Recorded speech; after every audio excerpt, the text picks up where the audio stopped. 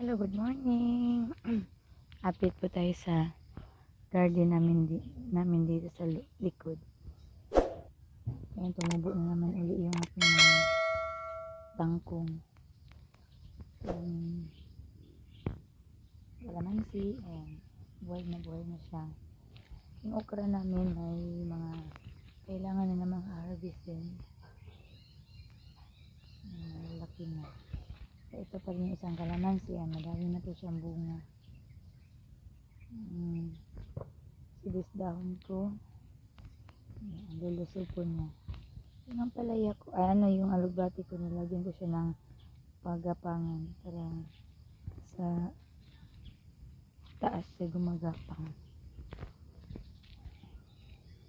Yung aking pechay, yan, medyo kailangan na din itong i-harvest.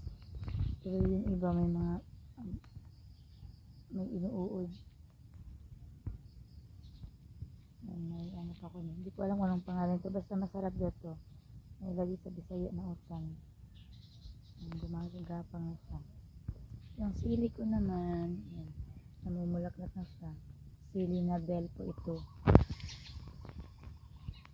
Ito, may kamatis ako dito. Dalawa at tatlo.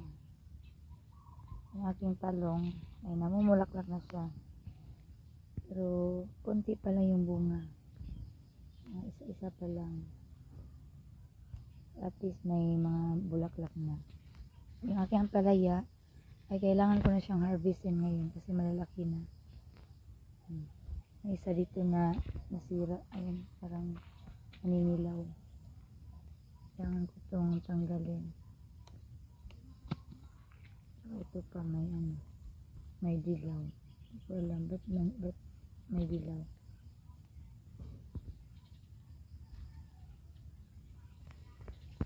So, ang harvestin ko ngayon ay isa, dalawa, tatlo, apat, ayan, apat, lima. So, 5 na ang palaya ang harvestin ko.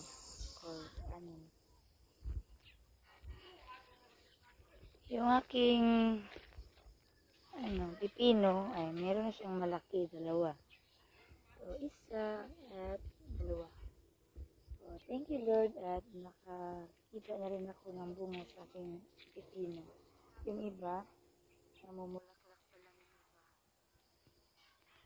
So, sabi niya tinali, gusto namin sa simbahan. Ano ba siya? Basta sunod-sunod ito mamumunga.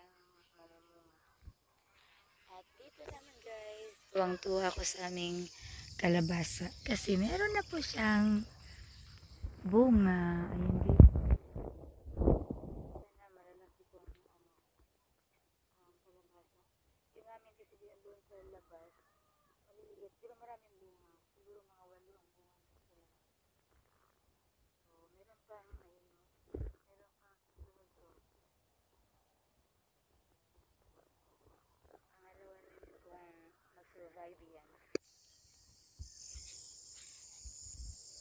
So, yan muna ang aming update sa aming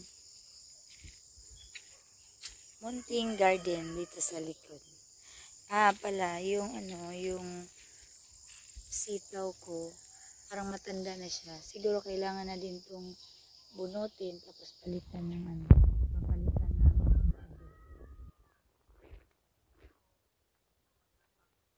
So, ito guys, ito po yung aming na-harvest na ampalaya sa aming munting garden. So, isa at 1/4 kilo po itong ampalaya namin guys. Ito may okra na naman, 1/4. Yung pipino.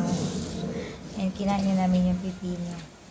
Kasi ang tamis niya, tsaka juicy siya kainin. So, masarap talaga pag galing sa garden natin. Fresco po siya talaga. So, si Ate Cecil po yung bibili nito sa kantin. So, ibigay ko lang po ng 50 ang kilo sa ampalaya. So, yun guys. At ngayon, kagagaling lang namin sa simbahan. So, ngayon pupunta na naman po ako sa kantin para mag-ready na naman po kami ng aming ibebenta para bukas.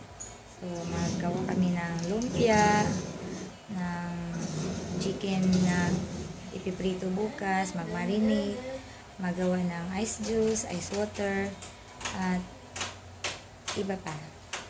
So, pupunta man ako doon. Talagang, kaso ang ating panahon ay sobrang init. So, mag-helmet na lang ako papunta doon. Kasi wala na si Bagyong Upong. So, init naman ang sumunod. So, sila ni Dante lang muna, tsaka si James, at tsaka si Moises ang nandito. Kasi si Kuya James ay mag-aaral para sa kanilang monthly test bukas. So, punta muna ako sa kantin. Ay, tapos na po kami magawa ng mga bibenta namin bukas. Nalinis muna kami ni ate dito sa kantin. So, sinigaan namin to dahil palapit na po yung evaluation dito. So, kasama po yung kantin. Kaya, maglinis muna kami ni ate. So, sa atin naghambok sa tangad.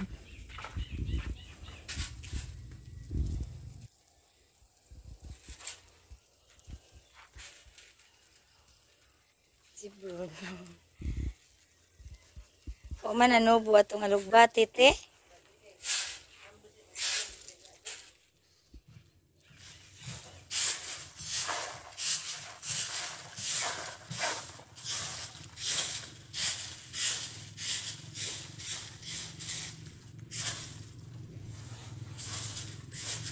Two hours later. Ito guys, kararating ko lang galing sa kantin. So, naglagay muna ako ng mga pataba sa aking garden. Yung urea na minix ko sa tubig. So, ito yung aking kamatis. Lagyan ko siya ng pataba. Ito yung aking tanlong.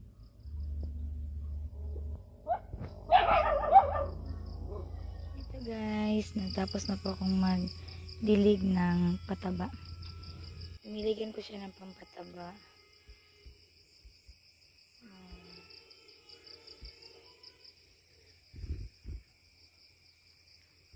Medyo gabi na talaga.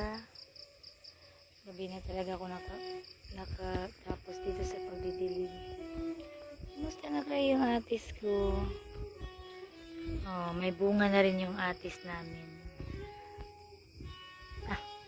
Dalawa pala yung bunga. Pero at least may bunga na siya. Saan ba itong usa? Ayun, nandun sa nandun sa dulo. So ngayon, magluto po ako ng gulay na galing po sa aming garden. So ito po yung hinarvest ko kanina. At ayun yung malunggay. So magpaparisan lang namin to ng tuyo. Ito yung aming ipaparis. Yan.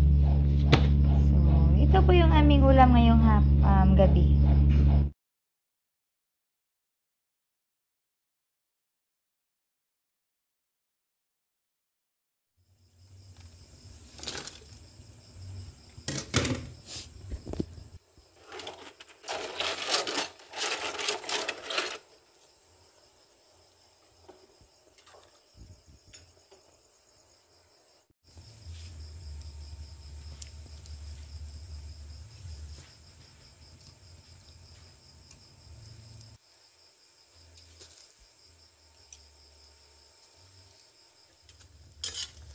So, ito yung aming ipaparis sa aming Bisaya na utan.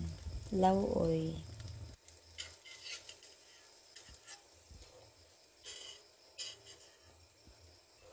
Iguwang na ganitong uban ng mga kuhan. Kalabasa.